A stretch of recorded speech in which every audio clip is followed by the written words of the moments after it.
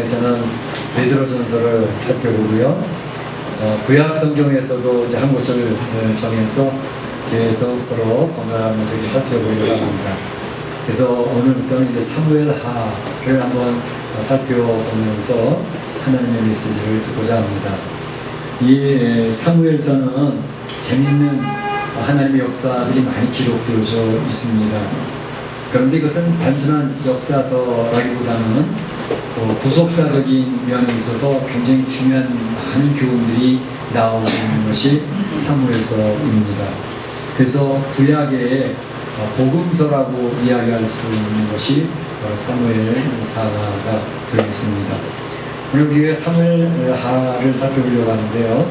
사무엘하를 보게 되면 사울의 죽음과 요나단의 죽음, 사울의 일대 왕정 정치가 끝나면서 제2대 다윗의 왕이 등극하는 그런 내용으로 시작을 하면서 이 사무엘하는 다윗이 영광스럽게 하나님 앞에 영광 돌리는 그런 모습이 나오고 있는가 하면 참 하나님의 사람이면서도 허물로 실패하고 쓰러지는 그런 수치스러운 모습도 또 담고 있는 것이 사무엘하에 나오고 있습니다.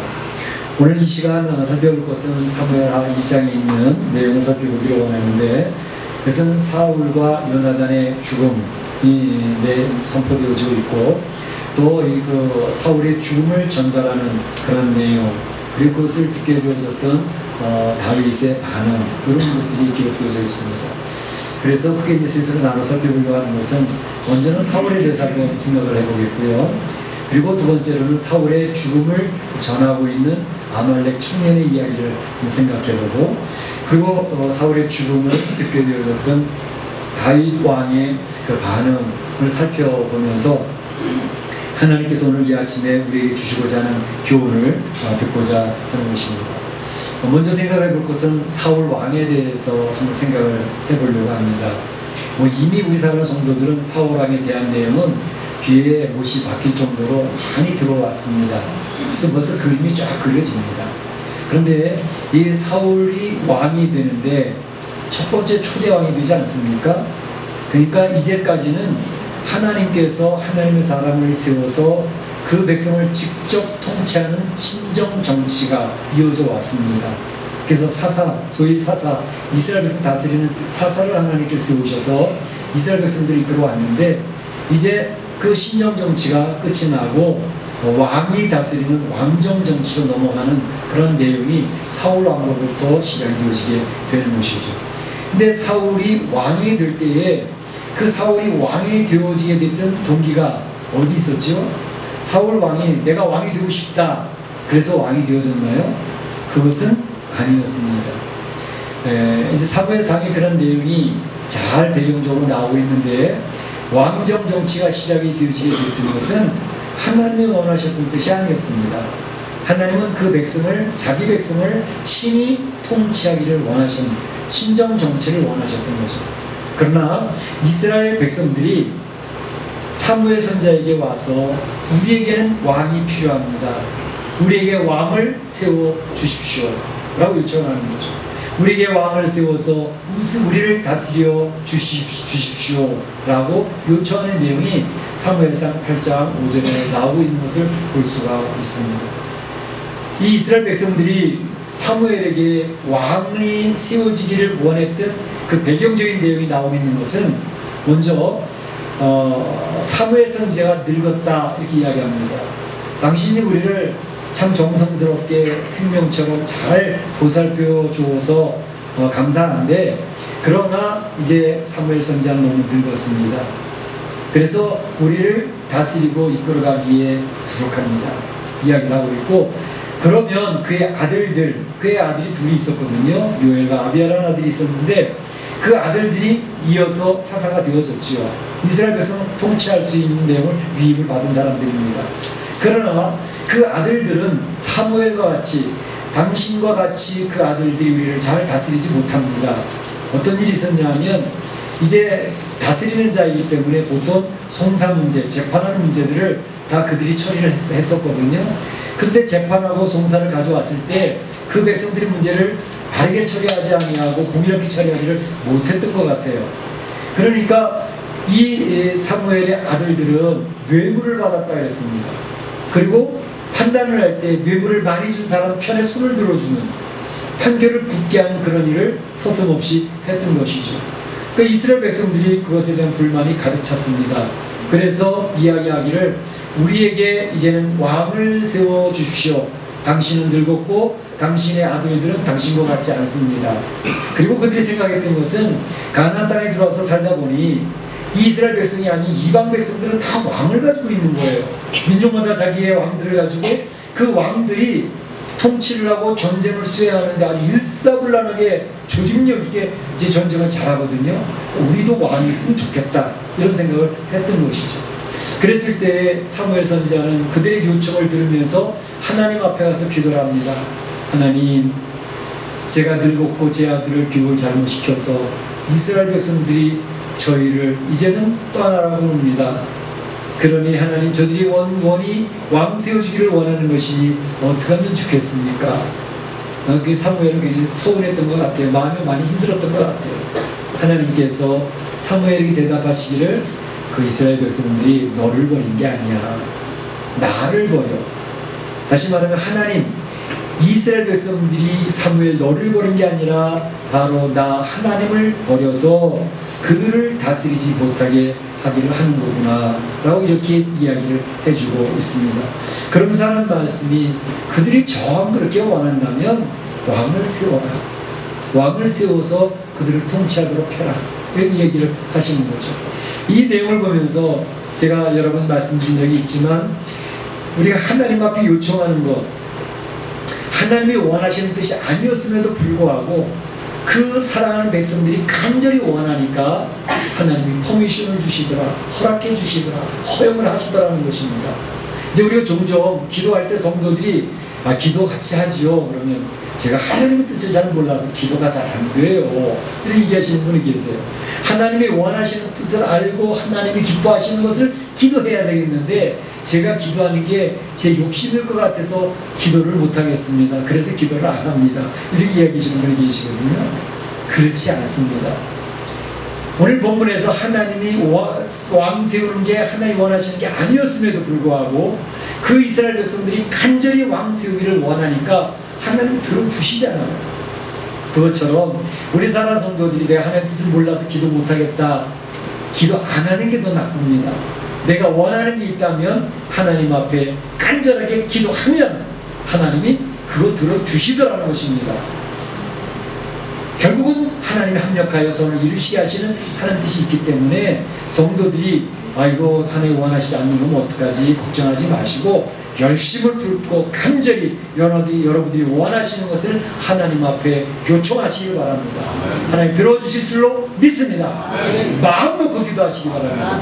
우리 하나님은 사랑하는 자의 기도를 들으시고 그걸 응답하기를 원하시는 분이라는 것을 오늘 본문을 통해서도 알 수가 있는 거죠. 사무엘이 하나님의 뜻을 이제 알았습니다. 왕을 세우라고 하셨다. 그리고 누구를 선택해서 세우면 된다까지도 알려주셨어요. 그래서 하나님 뜻을 따라서 사무엘이 사울을 찾은 거죠. 사울을 찾아서 사울에게 하나님이 너를 이스라엘의 첫 번째 왕으로 세우기를 원하신다라고 이야기하는 거죠. 이 이야기를 전해들은 사울의 반응이 어떠했습니까? 사울은 이 하나님의 메시지를 들을 때의 모습이 어떠했습니까? 성경은 그걸 자세히 설명해 주고 있습니다. 우선 사울의 모양이 어떠했습니까? 사울은 굉장히 다른 사람들이 볼 때에도 준수해 보였던 것 같아요.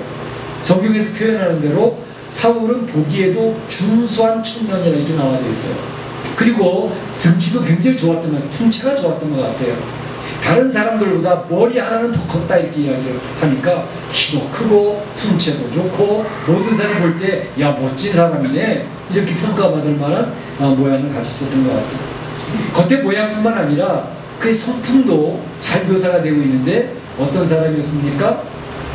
그가 사무엘에게 자기를 소개하는 모습을 보면 이렇게 소개를 합니다.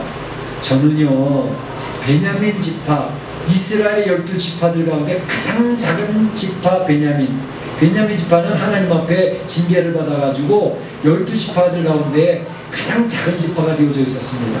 남자들도 다 죽고 여자들도 다른 지파에서 보쌈에다가 결혼을 해가지고 그 자손을 퍼져나가야 될 정도로 베냐민 지파는 굉장히 위축되어져 있고 조그만 지파였습니다. 그걸 얘기하는 거죠. 뿐만 아니라 그 작은 지파들 가운데 중에서도 저희 집은 더욱 작은 집입니다. 별 볼 일 없는 집안입니다. 그러니 저와 같이 작고 별 볼 일 없는 집안의 사람이 어찌 이스라엘 백성을 다스리는 그러한 리더의 위치를 가질 수가 있겠습니까? 전 자료가 없어요. 겸허하지 않습니까? 이것이 그 말로만 이야기를 이빠른 말은 아니었습니다. 나중에 이스라엘 백성들 전체를 불러 모아놓고 각 지파별로 택하고 있지 않습니까? 베냐민 지파가 뽑혔습니다. 베냐민 지파 가운데 기스의 집안이 뽑혔습니다. 그리고 그것이 사울이라는 것이 지정이 됐습니다. 사울을 찾는데 사울이 없는 거예요. 아니, 사울이 어디 갔지? 찾다 보니까 짐꾸러미 뒤에 숨어 있는 거예요. 자기가 생각하기를 자기는 이스라엘을 다스릴 만한 사람이 되지 못하고 많은 사람들 앞에 나서서 그를 이끌어가는 리더로서는 자기는 준비된 자가 아니다라는 생각을 하고 있었던 것 같아요. 겸허했던 거죠. 뿐만 아니라 그렇게 숨어서 부끄러워하고 있고 나서질 않고 하고 있으니까 그것을 바라보고 있던 이스라엘 백성들 가운데 좀 특별한 사람들이 있잖아요. 성경에서는 불량자라고 나오는데 그 불량자들이 사울에게 숨어서 쩔쩔매고 있는 모습을 보면서 조롱을 하고 조소하고 있습니다. 야, 저렇게 부끄러움이 많은 친구가 어떻게 이스라엘을 다스려야 한다는 말인가? 우리는 그 사람들 예물도 안 바칠 거야. 다른 모든 지파로 나와서 예물을 바치는데 사울을 깔보면서 조롱하면서 예물도 바치지 않냐고 깔깔대고 웃고 있던 친구들이 있었습니다. 그들의 소리를 들었던 사울은 왜 부해가 안 나겠습니까? 그런데 저는 내색하지 않고 잠잠하였더라 이렇게 되어 있습니다. 그러니까 자기를 통솔할과 컨트롤할 줄 아는 그러한 준비가 되어져 있던 사람이라는 것을 볼 수가 있죠. 뿐만 아니라 이는 게다가 아버지 앞에 굉장히 또 효성스러운 효자였습니다. 그 앞에 나와 있는 내용을 보게 되면 아버지가 암나귀를 잃어버렸어요. 아들을 부릅니다. 사울아, 암나귀가 사라졌는데 내 찾을 수가 없구나. 네가 가서 찾아줘야 되겠어. 아버지 걱정하지 마세요. 제가 갈게요. 네. 그러고서 암나귀를 바로 즉시 찾으러 나갔던 사울입니다. 근데 여기저기 산으로 들로 골짜기로 찾아다니는데 암나귀를 발견하지 못해요. 시간이 많이 지체됐습니다. 그랬더니 자기를 함께하던 사원에게 이야기하기를, 야, 암나귀 찾는 건 고사하고 아버지가 혹시 아들까지 잊어버렸다고 걱정할지 모르니 우리가 빨리 아버지한테로 돌아가는 게 좋겠다. 아버지의 마음을 헤아리는 효자였다고 하는 것을 볼 수가 있습니다. 이런 모습을 보게 되면 하나님이 선택하기는 잘 선택하셨다. 정말로 리더다운 모습이나 모든 모습에 그는 용모도 좋았죠. 겸손한 사람이었죠. 그 부모님에게는 참으로 부모님을 기쁘게 하는 효자였죠. 그러니 리더가 될 만하지 않나 그런 생각을 해보게 됩니다. 그러나 사울은 겸손하게 이렇게 시작을 해서 멋진 이스라엘 첫 번째 왕이 되어졌지만 우리가 잘 아는 것처럼 이 사울 왕이 무너지기 시작을 합니다. 참으로 안타까운 모습을 우리는 너무 잘 알고 있습니다. 사울 왕이 어떻게 무너졌지요? 네 가지 단계들을 거쳐서 사울 왕이 완전히 무너지는 모습을 볼 수 있습니다. 첫 번째 내용은 블레셋과의 전쟁이 있을 때에 사울 왕이 보였던 반응입니다. 블레셋은 엄청난 군대, 잘 조직을 갖춘 블레셋이 와서 이스라엘을 물리치기 위해서 서로 지를 치고 맞대어 있을 때였습니다. 이때에 사무엘 선지자는 사울 왕에게 내가 가서 번제를 드릴 테니까 번제를 드린 후에 전쟁을 하도록 해라. 그 약속을 했어요. 그래서 일주일 기다린 다음에 사무엘 선지자가 와서 번제를 드리고 전쟁을 할 준비를 하고 있었는데 사무엘 선지자가 약속한 그 시간 그 장소에 나타나지를 않는 거예요. 사울 왕은 초조하기 시작했습니다. 블레셋 군대는 지금 즉시로 쳐들어올 기세입니다. 이스라엘 군사들은 겁이 질려가지고 무서워서 슬슬 흩어지고 도망가기 시작을 합니다. 그 군대 전쟁을 해야 되는 사울 왕으로서는 이제는 어쩔 수가 없다. 사무엘 선지자가 아직 오지는 않았지만 지금 나라도 번제를 드리고 전쟁을 시작해야 되겠다. 그 번제를 제가 드려버립니다. 자, 여기에서 누구의 잘못입니까? 누가 약속을 안 지켰습니까? 누구의 폴트예요? 제가 보통 상식적으로 안 믿는 사람들한테 물어보라 그러면 사울왕 잘못한 거 없네 뭐. 사무엘 선지자가 잘못했지. 왜 약속한 시간에 약속한 장소에 왜 안 나타나는 거야? 왜 지각을 하느냐고. 그 얘기할 수 있지 않습니까? 예, 그게 세상에서 보고 있는 평가입니다. 그런데 사무엘 번제가 끝나자마자 사무엘 선지자가 나타났습니다. 나타나서 이야기합니다. 왕이시여, 번제를 드린 일은 왕이 감당할 일이 아닙니다. 하나님이 기뻐하시지 않습니다. 자기가 잘못해놓고. 그런데 하나님 그걸 좋아하시지 않았어요. 이미 사울 왕은 내가 왕이라고 하는 위치를 차지해서 승승장구하고 있는 상황이 있었기 때문에 내가 그것쯤이야 왜 못해? 하고 했기 때문에 바로 이 자기가 너무 높아져 있는 그런 교만의 자리에 올라가 있었고, 그러니까 자기 해서는 안 될 월권을 행하는 그런 모습이 나타나기 시작했다는 것입니다. 우리가 신앙생활 하더라도요, 항상 신앙이 영적으로 건강할 때 우리가 하나님 앞에 지켜지지, 신앙이 영적인 건강성을 잃어버리면 나도 모르서 내 안에 죄성이 나를 지배해버리더라 하는 것을 이 성경은 계속 알려주고 있습니다. 두 번째 내용은 뭐냐면 아말렉과의 전쟁에서 그는 완전히 무너지기 시작했습니다. 하나님께서 사울왕에게 다시 기회를 주셨습니다. 아말렉과의 전쟁, 내가 너희를 승리케 할 것이다. 그러니 하나님이 선언하는 대로 아말렉의 남녀노소 군상을 죽이는 게 아닙니다. 노인들과 어린아이까지 다 죽여라. 심지어 모든 우양떼, 짐승들도 다 죽여야 된다 라고 선언을 해요. 어떻게 우리와는 잔인해 보이지 않습니까? 아말렉은 계속해서 이스라엘 백성을 괴롭혔던 원수의 표상입니다. 그러니까 아말렉을 진멸하는 것을 얘기합니다. 그런데 아말렉과의 전쟁을 하는데 과연 하나님이 선언하신 대로 사울왕이 대승을 허락하셨습니다. 그들이 완전히 진멸되어지는데, 그때 이기고 난 다음에 하나님 말씀대로 했으면 좋았겠는데 사울왕은 아각, 그 아말렉의 왕인 아각을 그냥 사로잡아옵니다. 죽였어야 됩니다. 나중에 사무엘상으로 죽이죠. 그 다음에 짐승들을 다 죽이라 그랬는데 보니까 너무 번제드리기에 좋은 살찐 짐승들, 좋은 짐승들이 많이 있는 거예요. 그걸 골라가지고 온 거 아니겠습니까? 그래서 잘 보관을 해놨어. 사무엘 선지자가 와서 왜 사울 왕은 하나님의 말씀대로 하지 않고 당신 생각대로 하십니까? 하나님이 기뻐하시지 않습니까? 저 하나님 말씀대로 했는데요. 하나님 앞에 멋진 번제 드리기 위해서 짐승도 좋은 것들만 골라가지고 왔다고요. 그리고 아가 선지자도 우리가 사로잡아 왔어요. 그거 하나님 뜻 아니지 않습니까? 하나님께서 사울 왕이 스스로 경호할 때, 스스로 왕이 작게 여길 그때의 이스라엘 지파의 머리가 되게 하지 않으셨습니까? 그러나 지금은 하나님의 말씀을 제쳐놓고 자기의 생각대로 하고 있기 때문에 하나님께서는 당신이 하나님의 말씀을 저버렸기 때문에 여호와께서도 당신을 버리시기로 작정하셨습니다. 선언을 하지. 그런 사실을 말씀을 잘 알고 있네요. 제사 얼마나 중요합니까? 구약에서 제사는 굉장히 중요합니다. 우리가 예배를 드리는 것 좀 중요한 얘기입니다. 하나님은 제사를 드리는 그것보다도 하나님 말씀을 듣는 순종을 더 귀하게 여기십니다. 순종이 제사보다 낫습니다. 유명한 말을 사울왕에게 하고 있는 것이죠. 사울왕이 약간 무너지는 모습이었습니다. 그 다음에 나타나는 것이 시기와 질투입니다. 다윗 왕이 만만이고 사울이 천천히라는 이야기 들으면서 그 안에 죄성이 발동이 시작을 하면서 다윗을 정적으로 생각을 했고 다윗을 처분해야 된다라고 생각을 하고 집요하게 다윗을 죽이려 하는 그런 모습이 나옵니다.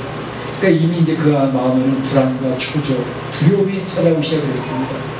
이제 하나님하고도 이 소통이 안 되어져요. 기도가 안 되어지는 거죠. 기도해도 뭐 안 되는 거예요. 그런데다 더군다나 그에게 지도를 해줬던 사무엘 선지자는 이미 죽었습니다. 찾아갈 데가 없는 거예요. 그러니까 이제 그가 찾아간 곳은 신접한 여인을 찾아간 겁니다. 무당한 박수를 찾아가는 겁니다. 이게 마지막 때에 불안을 초조하면요, 하나님과 소통이 안 되어지면 이 세상에서 무엇가 해결해 보려고 애써 발버둥을 칩니다. 영적인 분별력을 잃어버린 상황이 됩니다. 이제 여러분들 어떤 뉴스를 접해보시면 그런 얘기 들으실 거예요. 하나님을 잘 섬기던 사람인데 이단의 잘못된 예언하는 자를 만나가지고 그에게 빠져가지고 죽은 사람이 있습니다. 참 안타까운 소식인데 이단에 빠지는 게 쉽게 빠집니다. 더군다나 이 무당들이나 영적인 세계에 이러한 것을 하는 그런 사람들은요, 우리 신기하게도 우리 과거에도 가끔 잘 맞춰요. 미래 어떤 일이 있을 거라는 것도 제가 예언도 합니다. 그건 신기하게 그게 맞는 것 같아요. 왜 점집을 찾아가요? 신통하게 맞춰. 그렇게 찾아가는 겁니다. 그 영적인 세계에서는 하나님이 아니고 주님이 아닌 성령이 아닌 세계에서도 우리 사람들의 미래를 이야기하고 과거를 맞춥니다. 딱 자기가 얘기하지 않았던 것을 딱 맞추면 거기에 완전히 영적으로 굴복을 해버립니다.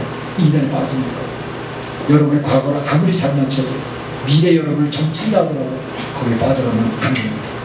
그들에게는 생명이 없습니다. 예수님에게는 생명이 있습니다. 그런데 바로 이 사울이 그런데 빠져가는 거죠. 그래서 무너지는 거죠. 그래서 사무엘상 마지막 장에 나오는 내용이 뭐냐면 사울과 그의 세 아들 요나단과 아비나답과 말기수아가 그날에 함께 죽었더라 라고 결론을 짓고 있습니다. 참 안타까운 것은 하나님 앞에 선택받고 승승장구하던 사울, 그의 끝이 너무 초라합니다. 너무 비참합니다. 왜 그렇게 됐을까? 우리 신앙생활 하는데 굉장히 중요한 갈래가 있습니다. 그건 뭐냐면 하나님을 중심으로 하는 신앙생활이냐 아니면 나를 중심으로 하는 신앙생활이냐, 이 두 가지 싸움은 계속됩니다. 하나님 나라 갈 때까지 계속됩니다. 그런데 바로 하나님의 말씀을 듣고 나를 하나님 말씀 앞에 맞추려고 계속 애를 쓰는 삶을 살아가면 그 사람은 살아갑니다. 그런데 하나님의 말씀을 들었음에도 불구하고 하나님의 말씀이 나한테 계속 이해가 되어지는데도 불구하고 내가 필터링을 해버리는 거예요. 내가 취사 선택을 해버리는 거예요. 내가 나한테 맞는 거는 선택을 하고 나한테 안 맞는 것은 하나님 그건 아니지요. 제가 잠깐 익스큐즈 하겠습니다. 하나님 말씀을 내 마음에 맞도록 조정을 해나가기 때문에 그건 내가 주인이라는 뜻입니다. 하나님이 주인이 아니기 때문에 결국은 자기의 세계를 만들어가는 것입니다. 이 마지막 때 싸움은 바로 하나님 나라와 적 그리스도의 싸움이라고 하지 않습니까? 적 그리스도는 불신자들이 아닙니다. 꼭 기억해야 될 것은 적 그리스도는 하나님 이름을 부르는 존재입니다. 그리고 하나님을 대적하는데 자기 인간의 주인이 되기 때문에 하나님과 싸웁니다. 그런 싸움이 마지막 아마겟돈 전쟁이고 고가 마고의 존재로 하나님께서 그 바벨론을 무너뜨리게 되는 것입니다. 그러니까 우리는 지금 하나님 중심의 사람이 되기 위해서 계속 부단히 훈련을 받고 있는 것이고 교회에서 양육되어지고 있는 것입니다. 그러니까 하나님 말씀을 들었을 때 어떻게 하면 나의 생각과 나의 고집과 나의 잘못된 것을 주님 앞에 복종시키면서 주의 뜻을 따라갈까 하는 그 싸움을 계속하고 있는 것입니다. 물론 나는 완전하지 않아요. 내 죄성이 하나님을 제쳐놓고 할 때가 많이 있습니다.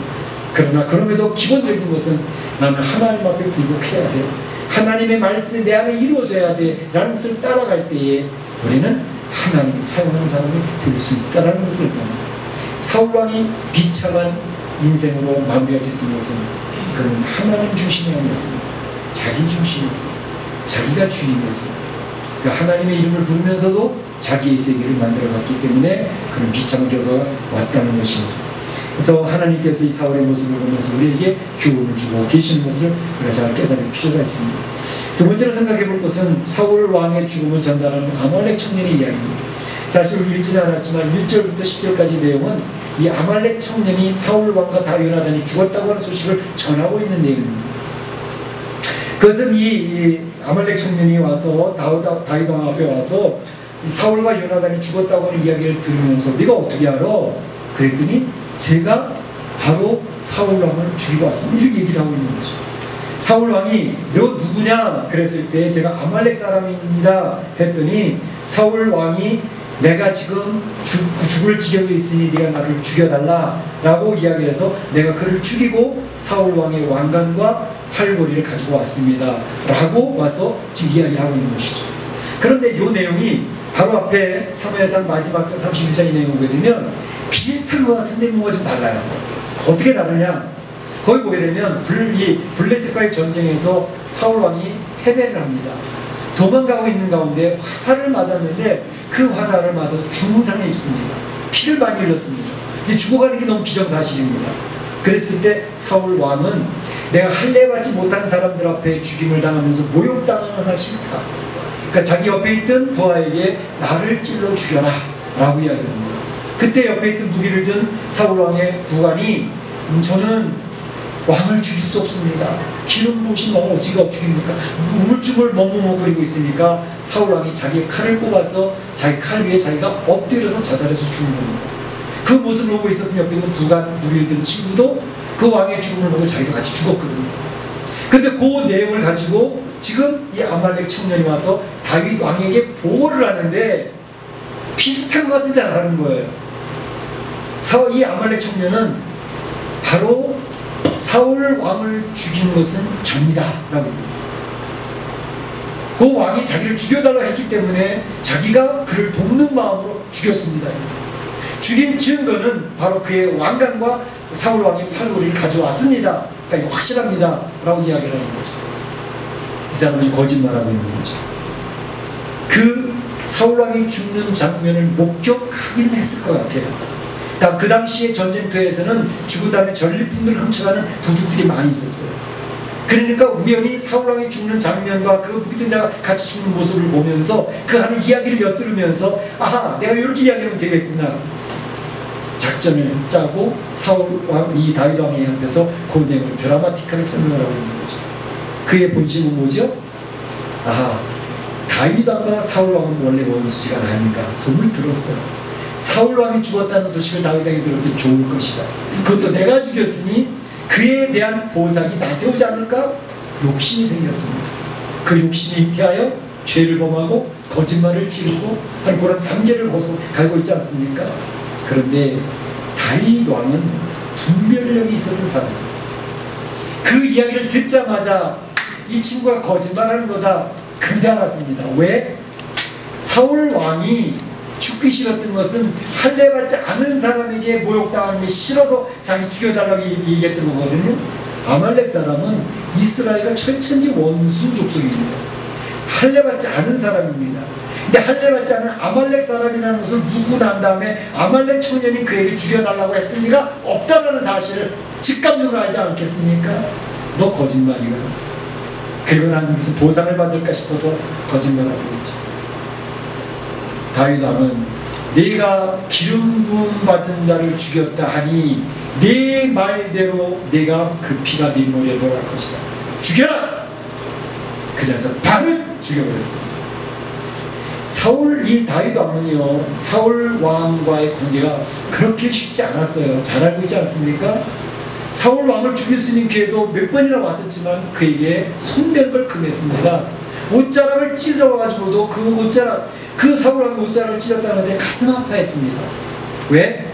하나님이 기름 부으신 자라는 사실을, 그것을 내가 건든다는 것에 대한 마음의 아픔이 있었던 것이죠.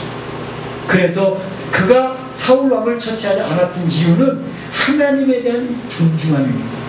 기름을 부으신 하나님을 존중하기 때문에 그를 건들지 않겠다는 것이었어요. 사울 왕에게도 그렇게 얘기했습니다. 사울 왕이 나를 왜 죽이려고 합니까? 제가 뭐 잘못했습니다. 하나님이 사울 왕 당신을 심판할 것입니다. 그러나 내 손으로는 하지 않겠습니다. 라고 이야기를 하는 것을 보면 다윗 왕이 사울 왕에게 그렇게 죽일 수 있게 해서 죽지 않았던 것은 하나님을 존중하기 때문에 그랬던 것입니다. 다윗 왕의 신앙입니다. 그는 하나님 중심의 신앙이었습니다. 그렇기 때문에 하나님이 기뻐하시지 않는 일을 그는 굉장히 두려워하고 조심스럽게 신중하게 살아갔던 인물이었던 것을 볼 수가 있는 것이죠. 아말렉 청년은 자기의 욕심으로 거짓말을 시켜서 보상받으려고 거짓말하고 했지만 그 즉시 죽임을 당했던 결과를 보았습니다. 그런데 사울 왕과 요나단이 죽음을 바라보면서 다윗은 어떤 반응을 보였을까요? 그 1장 12절 10절 보게 되면 다윗이 자기 옷을 잡아 찢었다 했습니다. 함께 있는 모든 사람도 다윗 왕이 슬픈 모습을 보면서 같이 슬퍼하고 있는 그런 모습이 나오고 있습니다. 저녁 때까지 슬퍼하며 울며 금식하니라. 가슴을 치며 슬퍼하고 있는 다윗의 모습이 오늘 보면에 나오고 있죠.